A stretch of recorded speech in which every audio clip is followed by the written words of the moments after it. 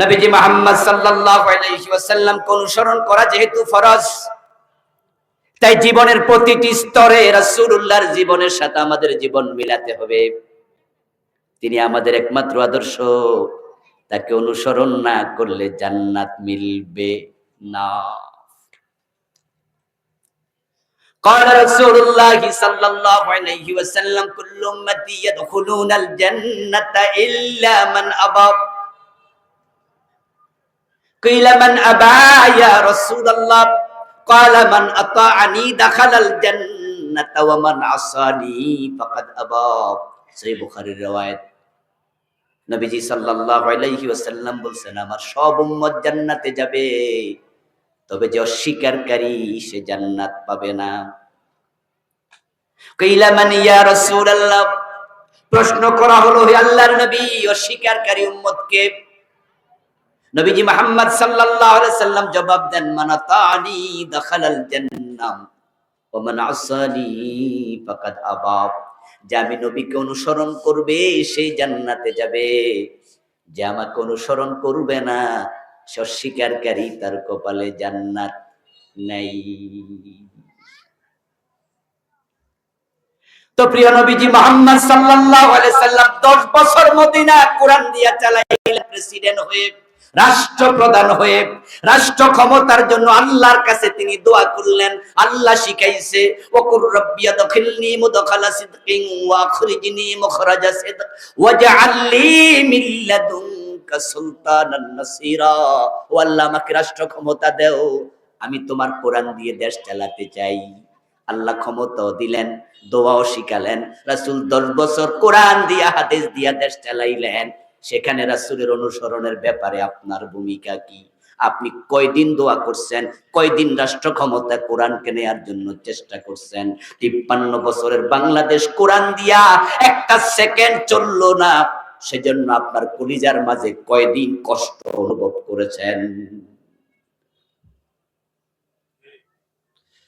শুধুমাত্র দাঁড়িয়ে টুপিতে সুন্নাহ পাইলেন, কোরআন দিয়ে দেশ চালানো রাসূলুল্লাহর জীবনের এত বড় সুন্নাহ 10 বছর লাগাতার, ওই সুন্নাহ বুঝি পান নাই আপনি? ওটা বুঝি সুন্নাহ নয়? ওয়াকুর রাব্বিরহামহুমা কামা রাব্বায়ানি সাগীরা। এখানে সুন্নাহ পাইছেন, তাই মা বাবার জন্য দোয়া করছেন, ওয়াজআলনি মিন লাদুনকা সুলতানান নাসীরা। এখানে দোয়ার সুন্নাহ বুঝি পান নাই? নবীজি মুহাম্মদ সাল্লাল্লাহু আলাইহি ওয়াসাল্লামকে অনুসরণ করবেন, অনুসরণ, তাহলে জান্নাত মিলে যাবে। আমার রাসূল বলে গেছেন, মান আহাব্বা সুন্নতি ফাকাদ আহাব্বানি ওয়া মান আহাব্বানি কানা মাই ফিল জান্নাহ। যে আমি নবীর সুন্নাহকে লালন করে অনুসরণ করে, সে আমি নবীকে ভালোবাসে। আর যে আমি নবীকে সুন্নাহ পালন করার মাধ্যমে ভালোবাসা দেখাবে, কানা মাই ফিল জান্নাহ, সে জান্নাতে আমার সাথেই যাবে।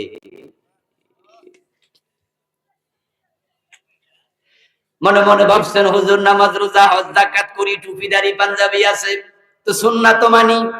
আমি বলবো, হ্যাঁ দোস্ত, আপনি যদি সুন্নাহ মানেন তাহলে আপনার জন্যই তো সুসংবাদ, রাসূলুল্লাহ আপনাকে সাথে নিয়ে যাবেন। কিন্তু এই সুন্নাহটা যেন সুবিধাবাদী হইয়া, নফসের গোলাম হইয়া না মানেন, এটা খেয়াল রাখেন। যদি সুন্নাহ মানার ক্ষেত্রে আপনি নফসের গোলাম হন, তাহলে আল্লাহর গোলামি আর থাকে না। রাসূলুল্লাহর সুন্নাহ যখন মানবেন, আপনি আল্লাহর গোলাম হন। আল্লাহর গোলাম হইয়া যে মানে, সে ভালো লাগলো মানে, কষ্ট লাগলো মানে, সুন্নাহ মানলে বৃষ্টি খাওয়াইলো মানে, সুন্নাহ মানলে পাথর মারলো, সুন্নাহ মানে মিষ্টি খাওয়াইলো, সুন্নাহ ছাড়ে না, পাথর মারলো, সুন্নাহ ছাড়বে না।